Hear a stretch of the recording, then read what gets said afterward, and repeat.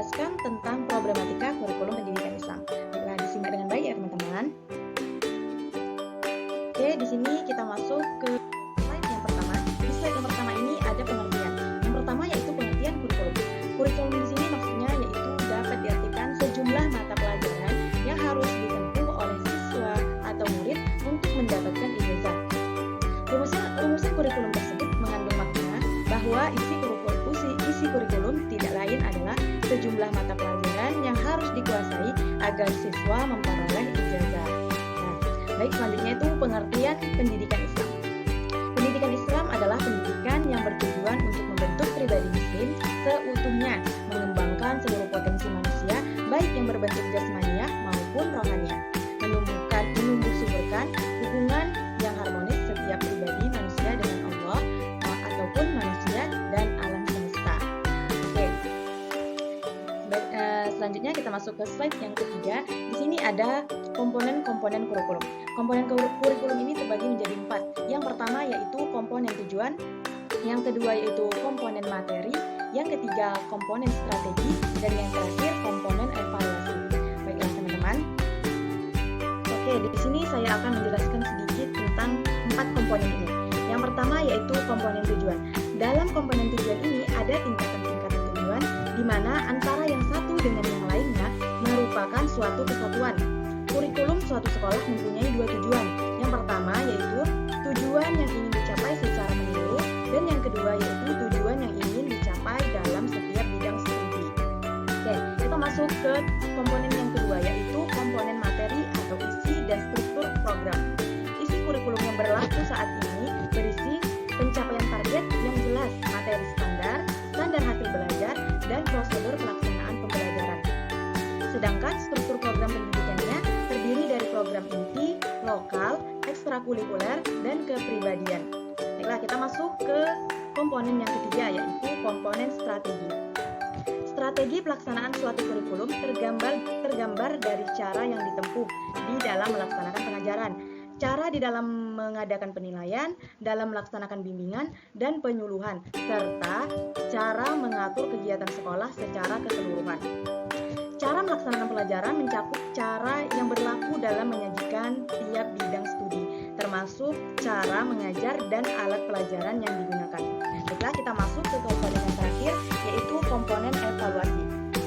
Kurikulum sebagai bahan yang diberikan kepada anak didik dan sekaligus kepada masyarakat, maka penilaian harus dilakukan secara terus-menerus serta menyeluruh terhadap bahan atau program pengajaran. Di samping itu, penilaian terhadap kurikulum dimaksudkan juga sebagai feedback terhadap tujuan, materi, metode, sarana dalam rangka membina dan mengembangkan kurikulum lebih lanjut. Oke teman-teman, kita lanjut ke slide selanjutnya. Di sini ada problematika kurikulum. Oke, perkembangan ilmu pengetahuan dan teknologi yang sangat cepat membawa dampak terhadap berbagai aspek kehidupan, termasuk terjadinya pergeseran fungsi sekolah sebagai institusi pendidikan. Seiring dengan tumbuhnya berbagai macam kebutuhan kehidupan, beban sekolah semakin berat dan kompleks. Sekolah tidak saja dituntut untuk membekali berbagai macam ilmu pengetahuan yang sangat cepat berkembang, akan tetapi juga dituntut untuk dapat mengembangkan minat dan bakat, membentuk moral dan kepribadian. Bahkan dituntut agar anak didik ini dapat menguasai berbagai macam keterampilan yang dibutuhkan untuk memenuhi dunia pekerjaan. Perubahan cepat ini memberikan beban kepada pengembang kurikulum karena harus memilih dan memutuskan apa yang harus diajarkan kepada siapa. Salah satu prinsip kurikulum adalah relevansi, yang dimaknai dengan kerelevansian kurikulum dengan perkembangan zaman. Kurikulum pendidikan Islam juga perlu menyesuaikan diri dengan perkembangan ilmu pengetahuan dan teknologi yang secara langsung akan mengelola sistem dan pandangan hidup manusia, baik yang berkaitan dengan masalah duniawi dan masalah ukhrawi. Dengan demikian, pendidikan Islam harus lebih membumi, disesuaikan dengan perkembangan dan tuntutan masyarakat akan perlunya agama, tanpa harus mengubah ajaran yang bersifat esensial dalam Islam. Oke teman-teman, di sini kita lanjut ke problemnya. Di sini problemnya itu dia terjadi di 6 bagian. Yang pertama yaitu ada problem dalam komponen tujuan. Yang kedua, problem dalam komponen materi. Yang ketiga, problem dalam komponen strategi. Yang keempat, problem dalam komponen evaluasi. Yang kelima, problem dalam status lembaga pendidikan. Dan yang keenam, problem dalam kesulitan mempertanggungjawabkan dalam mengembangkan kurikulum. Oke, baiklah, di sini saya akan menjelaskan problem yang terjadi dalam komponen tujuan. Tujuan pendidikan Islam adalah mewujudkan Islam sebagai ajaran dan mewujudkan pribadi umat muslim yang maju dan sejahtera, sekaligus mewujudkan pendidikan Islam yang mengejawantkan nilai-nilai Islami. Reposisi madrasah dari lembaga pendidikan yang berfokus pada penguasaan ilmu agama ke arah relatif sama dengan sekolah pada umumnya, berimplikasi madrasah didorong menjadi lebih menempati lembaga pendidikan umum yang bercirikan Islam. Muatan kurikulumnya sama dengan sekolah, hanya saja madrasah masih menyisakan ciri khas keislamannya dengan mata pelajaran agama yang tidak sekuat dan sedalam dahulu pada awal terbentuknya. Akibat pergeseran ini, output madrasah menjadi serta tanggung antara mata pelajaran agama dan umum, bahkan cenderung mengantarkan siswa madrasah meninggalkan orientasi penguasaan ilmu agama ke pola pikir yang serta profan dan materialistik. Selanjutnya kita masuk ke yang kedua, yaitu komponen materi. Output madrasah didesain secara struktur, tidak hanya menguasai ilmu agama saja, tetapi juga mendalami mata pelajaran umum dengan baik, sehingga output madrasah dianggap memiliki keunggulan komparatif karena diyakini mampu mengantarkan peserta didik pada tanah yang lebih komprehensif, meliputi aspek-aspek intelektual, moral, spiritual, dan keahlian ilmu modern sekaligus. Oke, teman-teman, sini kita lanjut ke dalam problematika yang ada pada komponen materi. Di dalam komponen materi ini ada 4 problem yang terjadi. Yang pertama yaitu materi pendidikan di madrasah dipandang belum membangun sikap kritis, masih terbatas pada masalah-masalah keagamaan, serta tidak memiliki kepedulian terhadap perkembangan ilmu-ilmu umum, baik ilmu sosial maupun ilmu alam. Yang kedua yaitu struktur kurikulum madrasah yang overload karena memuat mata pelajaran umum sebanyak 70%, ditambah dengan mata pelajaran agama 30% sebagai ciri khas lembaga pendidikan Islam. Permasalahan yang ketiga yaitu kurikulum pendidikan syarat dengan materi, tidak syarat dengan nilai. Kurikulum pendidikan dalam arti produk masih mengandung banyak kerancuan, artinya sekolah-sekolah di tingkat ibtidaiyah, sanawiyah, dan aliyah memiliki kurikulum yang sangat syarat dengan mata pelajaran. Implikasinya adalah daya serap peserta didik tidak optimal dan kelihatannya peserta didik cenderung belajar tentang banyak hal, tetapi sebenarnya dangkal dalam penguasaan pengetahuan dan kemampuan keterampilan yang layak. Dan yang terakhir yaitu kurang berorientasi pada kebutuhan peserta didik dan masa depan. Oke. Baiklah teman-teman, selanjutnya kita masuk ke dalam komponen strategi. Di komponen strategi ini terdapat 3 permasalahan. Oke, sebelumnya saya jelaskan sedikit tentang komponen strategi. Strategi pelaksanaan kurikulum pendidikan untuk mewujudkan tujuan pendidikan memerlukan pembelajaran active learning dengan berpusat pada peserta didik untuk mengembangkan potensinya.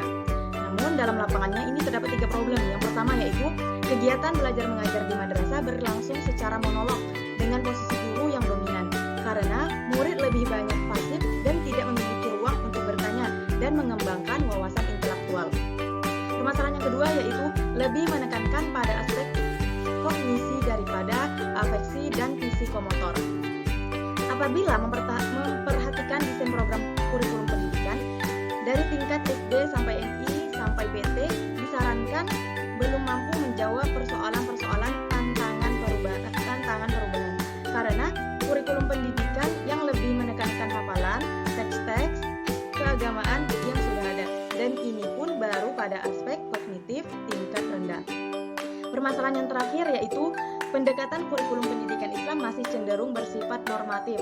Dalam arti pendidikan Islam ini menyajikan norma-norma yang seringkali tanpa ilustrasi konteks sosial budaya sehingga peserta didik kurang menghayati nilai-nilai agama sebagai nilai yang hidup dalam keseharian. Oke teman-teman, baiklah kita lanjut. Lanjut permasalahan yang keempat, yaitu di dalam komponen evaluasi. Evaluasi merupakan salah satu komponen dalam KTSP yang sekarang dilaksanakan di setiap lembaga pendidikan.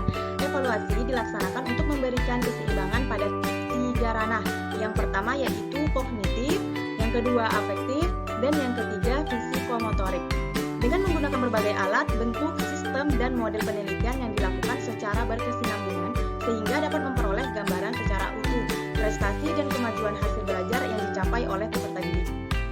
Namun kenyataannya yang ditemukan di lapangan adalah penilaian hasil belajar lebih diacukan pada penilaian individual yang lebih menekankan aspek kognitif dan menggunakan bentuk soal-soal ujian agama Islam yang lebih mewujudkan prioritas utama pada aspek kognitif juga, serta jarang pertanyaan tersebut mempunyai bobot muatan nilai dan makna spiritual keagamaan yang fungsional dalam kehidupan sehari-hari.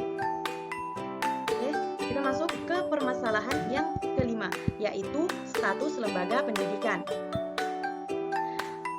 Masuknya madrasah sebagai subsistem pendidikan nasional yang termasuk jenis pendidikan umum.